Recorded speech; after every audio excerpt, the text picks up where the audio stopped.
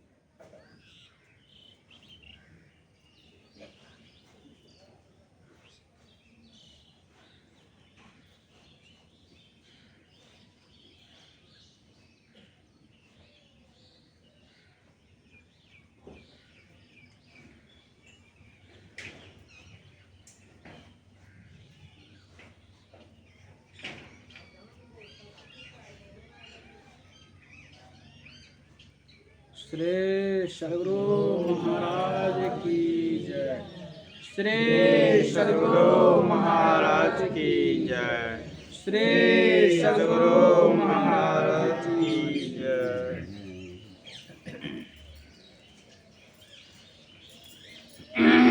सत्संग योग चारों भाग के प्रथम भाग महोपनिषद अध्याय चौथा।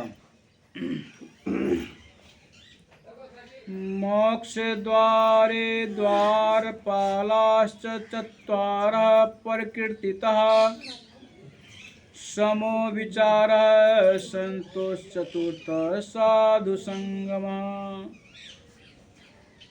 मोक्ष के द्वार पर चार द्वारपाल रहते हैं, सम, विचार, संतोष और साधु संग।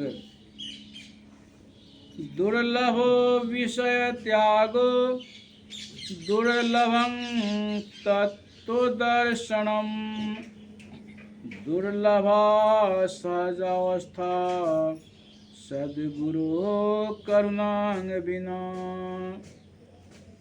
सद्गुरु की दया के बिना विषय त्याग दुर्लभ है, तत्व दर्शन दुर्लभ है और सहजावस्था दुर्लभ है।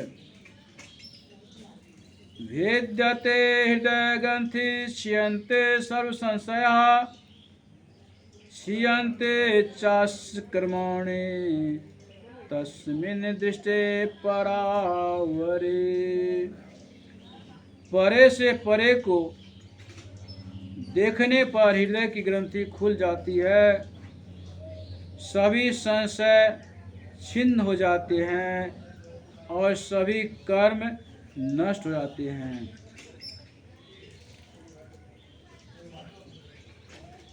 सत्संग योग भाग दूसरा से।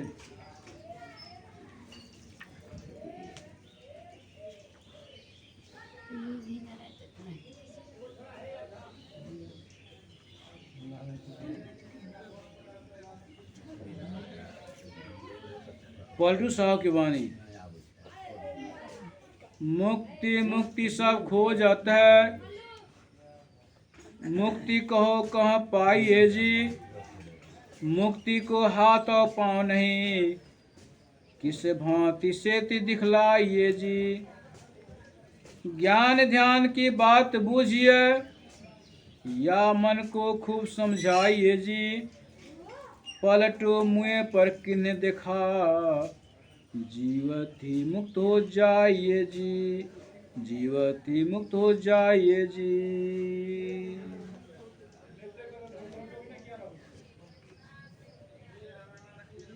सत्संग योग भाग तीसरा से।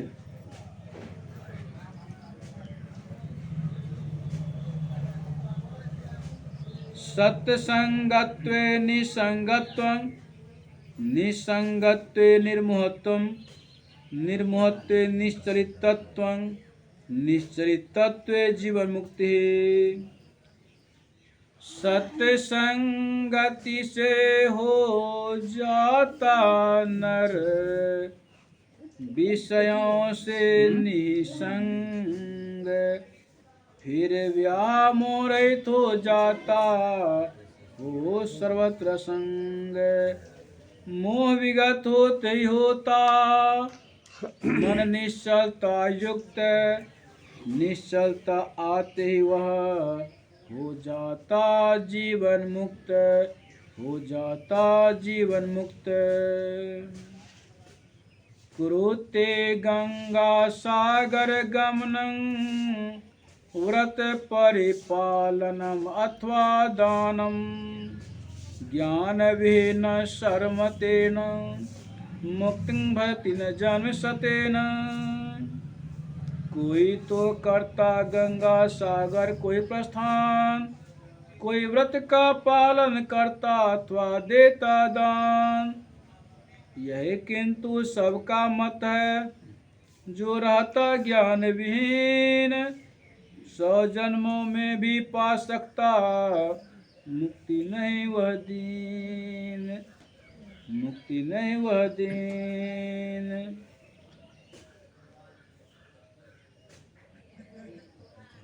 आज समाज के प्रसिद्ध प्रवर्तक स्वामी श्री दयानंद सरस्वती जी की वाणी।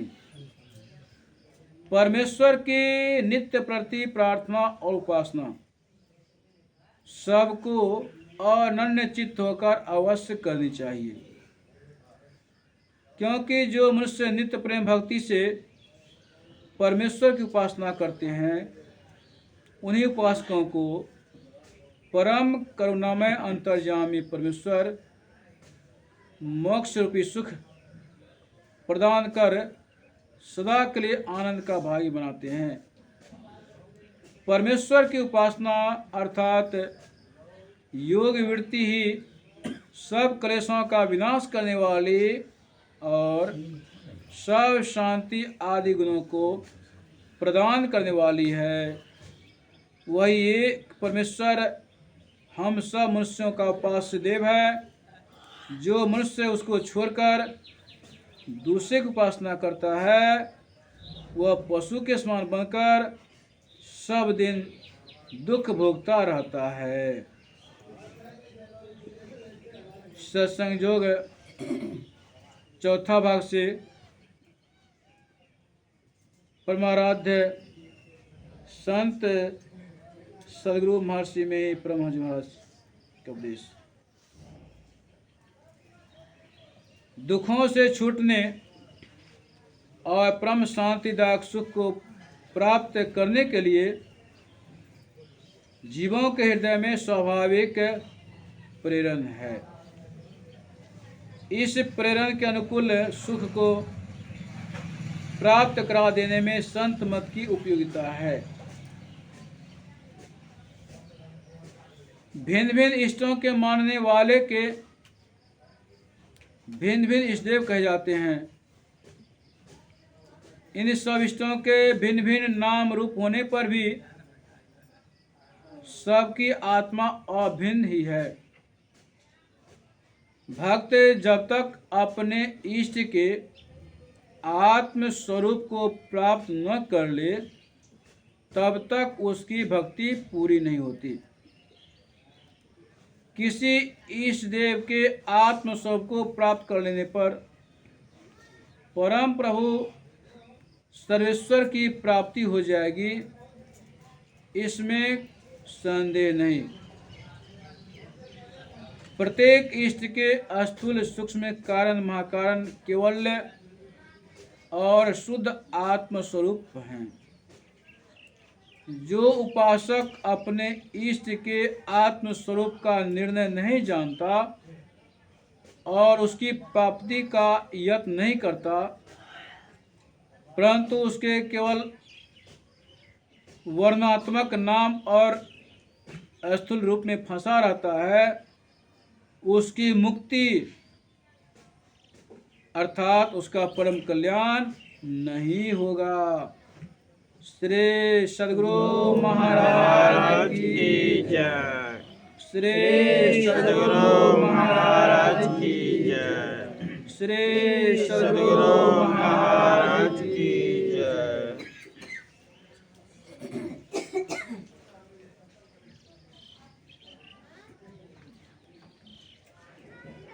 परमाराध्य संत सद्गुरु महर्षि में ही परमहंस जी महाराज जी के असीम अनुकंपा से आज अभी हम लोग माननीय श्रद्धेय श्री शंभू बाबू के आवास प्रांगण में रविवासरीय संतमत सत्संग एवं ध्यान साधना शिविर के ब्रह्ममुहूर्त एवं प्रातःकालीन ध्यानाभ्यास के उपरांत प्रातःकालीन संतमत सत्संग में यत्र कथ से एकत्र होकर के ज्ञान की गंगा में अवगाहन कर रहे हैं। संतमत सिद्धांत और नियम के मुताबिक संत मत का गुरु, संत मत का निर्णायक, संचालक, संस्थापक महर्षि मही ब्रह्मा जी महाराज जी के द्वारा विरचित परम पवित्र संपूर्ण धर्म ग्रंथ सत्संग योग चारों भाग से क्रमशः पाठ सुनाया गया। सत्संग योग के प्रथम भाग के पाठ के क्रम में महोपनिषद अध्याय 4 से पाठ सुनाया गया। प्रसंग है मोक्ष मुक्ति। आगे का विषय वस्तु है मुक्ति मोक्ष। सुन रहे थे कि जो कोई मोक्ष चाहते हैं, मुक्ति चाहते हैं, कल्याण चाहते हैं, तो उन्हें क्या करना चाहिए, कैसे मिलेगा? मोक्ष रूपी महल में जाने के लिए जो चाहते हैं तो उन्हें सबसे पहले सम विचार, संतोष और साधु संग, ये चारों का संसर्ग करना पड़ेगा। अर्थात जो मोक्ष चाहते हैं उन्हें सत्संग करने की अत्यंत आवश्यकता है। जो मोक्ष चाहते हैं संत में सत्संग सुनते सुनते उन्हें ज्ञान होगा, उनमें समता आ जाएगी। समता, सम, इंद्रियों को निग्रह करने की सामर्थ्य, योग्यता आ जाएगी।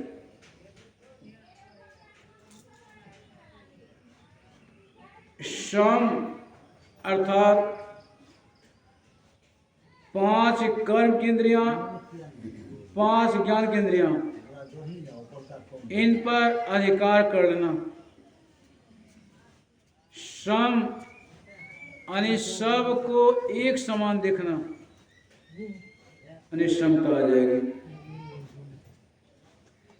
सम विचार, संतोष और साधु संग। मोक्ष रूपी महल के 4 द्वार पर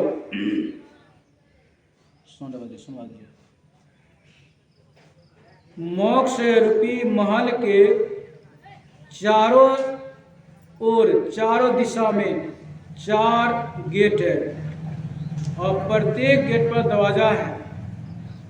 दरवाजे पर एक एक सिपाही पहरेदार लगा हुआ है। सबसे पहला सम, इंद्रियों का दमन करना, सत्यशीलता का पालन करना। फिर दूसरा है विचार, और तीसरा संतोष, साधु संग। तो जो कोई साधु संग करेंगे, सत्संग करेंगे, सत्संग सुनेंगे, उन्हें ज्ञान होगा, उनमें इंद्रिय निग्रह की क्षमता आएगी और वे सत्यासत्य, धर्म अधर्म, पाप पुण्य, कर्तव्य अकर्तव्य का विचार उन्हें होगा, विचार आ जाएगा। ऐसे लोगों को संसार की नश्वरता पर विश्वास होगा और परमात्मा की शाश्वतता का विश्वास होगा। तो वे संसार में हाय हाय नहीं करेंगे, उनकी तृष्णा नहीं बढ़ेगी, वो संतोषी हो जाएंगे। आठम यथा लाभ संतोषा, ईमानदारी से परिश्रम करके जितनी कमाई होगी उतने संतुष्ट हो जाएंगे। अर्थात सत्संग, संतोष धारण करेंगे। जिनमें 4 गुण आ गया उन्हें मोक्ष अवश्य मिलेगा, मुक्ति अवश्य मिलेगी। किन्हीं किन्हीं संत महापुरुष को तो इसी जन्म में मुक्ति मिल जाती है, इन विषयों से अलग हो जाते हैं, उनमें समता आ जाती है, समदम आ जाता है, उनमें विचार आ जाता है, वे संतोषी हो जाते हैं। जैसा कि कवि साहब, साईं इतना दीजिए जामे कुटुंब समाए, मैं भी भूखा ना रहूं, साधु न भूखा जाए, वैसा गुण आ जाएगा। सत्संग सुनते सुनते, सत्संग करते करते ये 4 गुण उनमें आ जाएगा। और जिनमें 4 गुण आ गया उनको मोक्ष मिलना ही है। जीवन काल में मोक्ष की अवस्था में वो बरतेंगे और मरने के बाद भी वह मुक्त हो जाएंगे। कुछ लोग तो इस जीवन काल में मोक्ष प्राप्त नहीं कर सके और मर गए, उनको फिर मनुष्य शरीर मिलेगा, अगला जन्म में मनुष्य शरीर मिलेगा। वह बचपन से ही, बाल अवस्था से ही भक्ति करते करते करते करते करते बारंबार मनुष्य शरीर धारण करेगा, छोड़ेगा, फिर धारण करेगा, फिर छोड़ेगा। तब तक ऐसा होता रहेगा उसके साथ जब तक मोक्ष प्राप्त नहीं हो जाए। जब तक वह मुक्त नहीं हो जाए तब तक उन्हें बारंबार मनुष्य शरीर मिलता रहेगा। यह जान करके हम सबों को सत्संग करते रहना चाहिए। सत्संग 2 प्रकार के होते हैं। एक तो संतमत सत्संग, अभी बाहरी रूप से हम लोग कर रहे हैं। एक साथ 10 आदमी, 20 आदमी, 50 में बैठ करके रामायण, गीता, पुराण, कुरान, वेद, बाइबिल, धर्म ग्रंथों का पठन, पाठन, श्रवण, मनन किया जाता है। यह बाहरी सत्संग है। यह बाहरी सत्संग करते करते करते करते उन्हें ज्ञान होगा, समझदारी होगी, विवेक होगा और वैसे लोग दीक्षा लेंगे, वैसे लोग भजन भेद लेंगे। भजन भेद, भजन करने का भेद, नियम, कायदा, तरीका, युक्ति जानेंगे और तब वो ध्यान अभ्यास करेंगे। जो कोई भजन भेद दीक्षा ले लिए हैं वे भी ध्यान करते हैं, कुछ 2, 4, 5 मिनट करते हैं, भगवान राम का नाम जपते हैं या शिव जी का नाम जपते हैं और किसी इष्ट का नाम जपते हैं। और इससे आगे जिस भगवान के नाम का जाप करते हैं उस भगवान के सगुण साकार रूप का ध्यान कुछ देर करते हैं। यहाँ तो ठीक करते हैं, यहाँ तक सबको करना चाहिए, सब कोई करते हैं, लेकिन इससे आगे और ऊपर उठना चाहिए। इससे आगे क्या है? एक नाम का जाप, एक रूप का ध्यान, उसके बाद है शंकर भजन।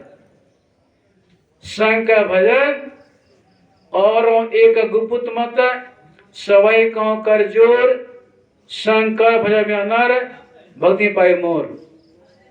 आने दृष्टि योग, दृष्टि योग, दृष्टि की धारों को मिलाने की क्रिया, इसके लिए सीखना पड़ेगा, दीक्षा लेना होगा। सत्संग सुनेंगे, समझेंगे, लेकिन ज्ञान नहीं होगा। फिर चौथा काम है नाद अनुसंधान। नाद का अर्थ होता है शब्द, शब्द, आवाज, ध्वनि। प्रत्येक मनुष्य के अंदर में ब्रह्मनाद, परमात्मा की ओर से आ रही शब्द हमेशा आवाज होती है, शब्द उच्चारण होता है। उसी शब्द को पकड़ने के लिए, सुनने के लिए ब्रह्मनाद की दीक्षा लेनी होती है। दीक्षा लेकर के कोई नाद की अनुभूति करते हैं, नाद अनुसंधान करते हैं, शब्द की खोज करते हैं। जो कोई ये 4 काम कर रहे हैं समझिए उनको मोक्ष मिलेगा, मिलेगा, मिलेगा। इसमें कतई संदेह नहीं है, कतई संदेह नहीं है। जो स्थित प्रज्ञ है जो स्थित हो गए हैं, ऐसे लोग जहाँ रहेंगे वही वह 4 साधन करेंगे। और जो कोई जिस किसी धर्म के लोग हैं, जिस किसी मजहब के लोग हैं, किसी जाति में जन्म लिए हैं, कोई बात नहीं है, ये 4 काम करेंगे उन्हें मोक्ष मिलेगा। कबीर साहब कहते हैं भक्ति निशानी मुक्ति की संत चले शब्दाय, जिन जिन मन आलस किया जन्म जन्म पछताए।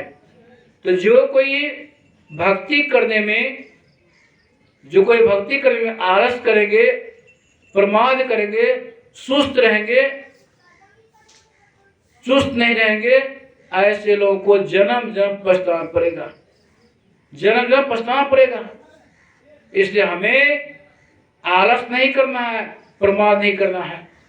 देखते हैं यहाँ वृद्ध लोग हैं,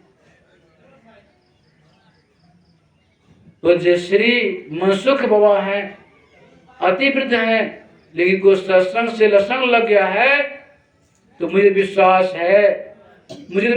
है इनको मोक्ष मिलना ही है। ये 84 के रास्ते पर नहीं जाएंगे। ये माताजी हैं, देखते हैं माताजी हैं, वृद्ध हैं, बहुत वृद्ध हैं, ये भी इस अवस्था में ध्यान अभ्यास करते हैं, मुस्तैदी से करते हैं, इनको अभी मोक्ष। और जो कोई लगे हुए हैं, जिस उम्र के लोग हैं, जवान उम्र के हैं, ज्यादा उम्र के हैं, हर एक लोगों को जो सत्संग में लगे हुए हैं, सत्संग ध्यान में लगे हुए हैं, करते रहेंगे, उनको मोक्ष मिलेगा। सत्संग जो के 30 भाग में सुन रहे थे, सत्य संगत्वे निसंगत्वम, निसंगत्वे निर्मोहत्वम, निर्मोहत्वे निश्चरितत्वम, निश्चरितत्वे मुक्ति।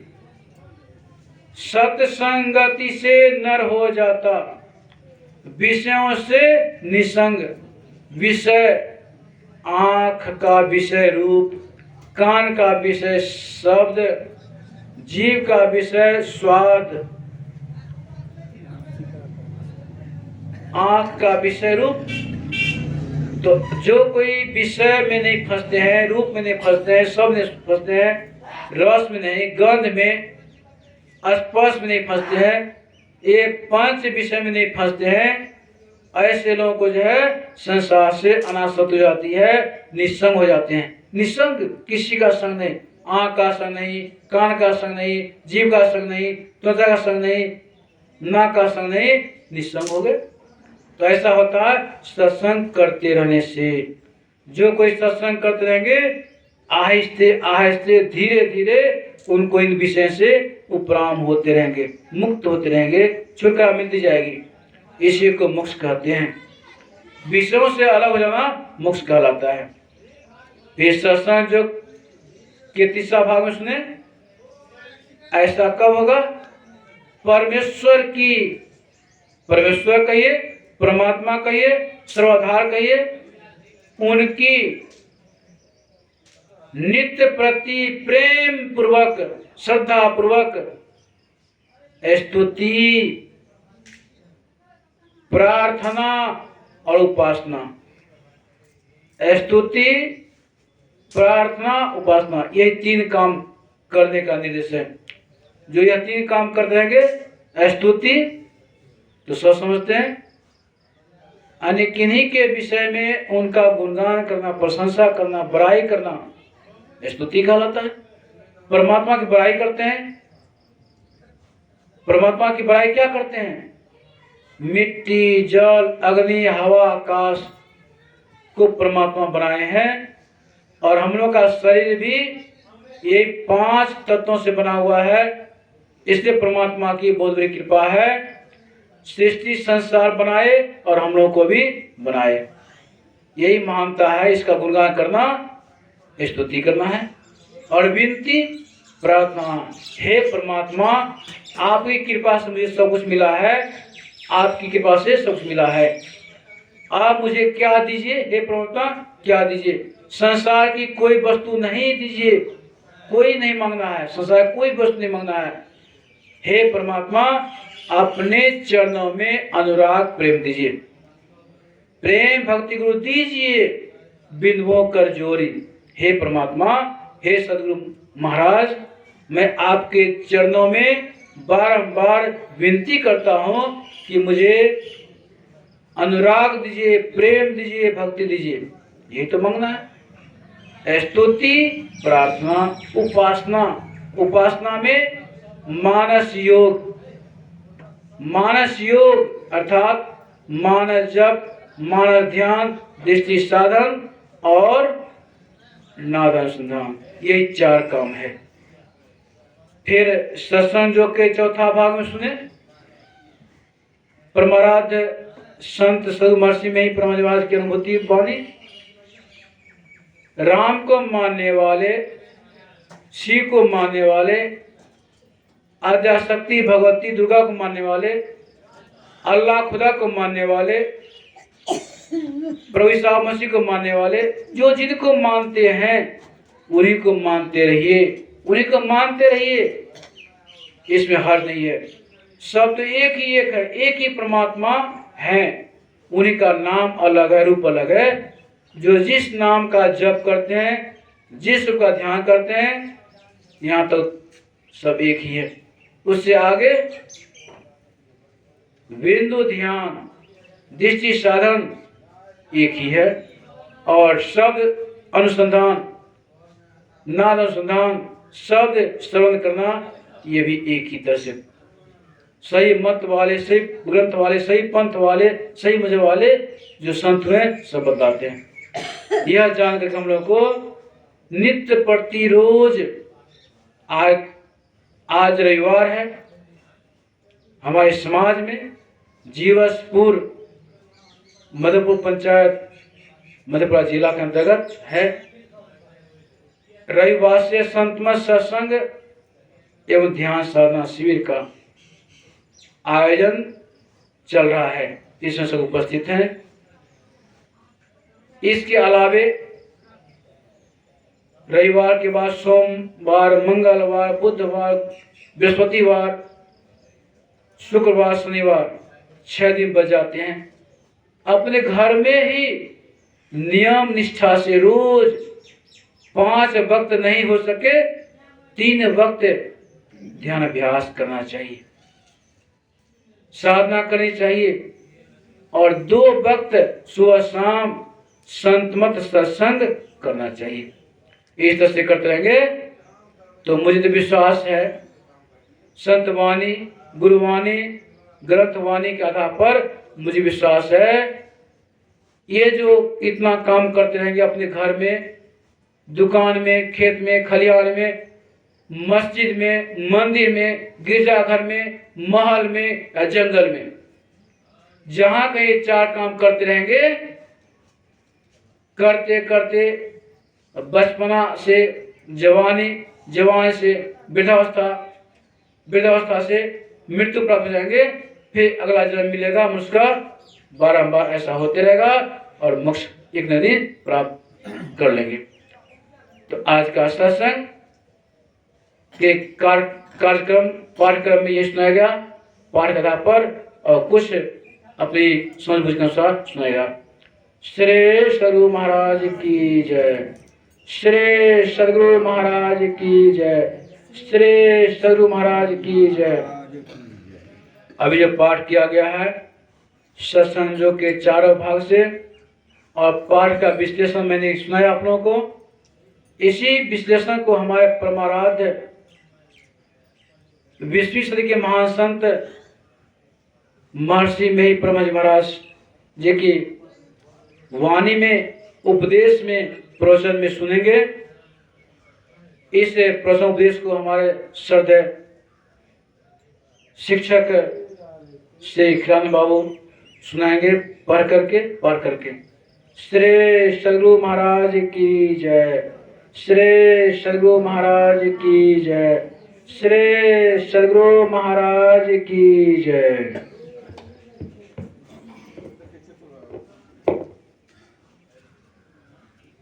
आइए मीडिया वाले।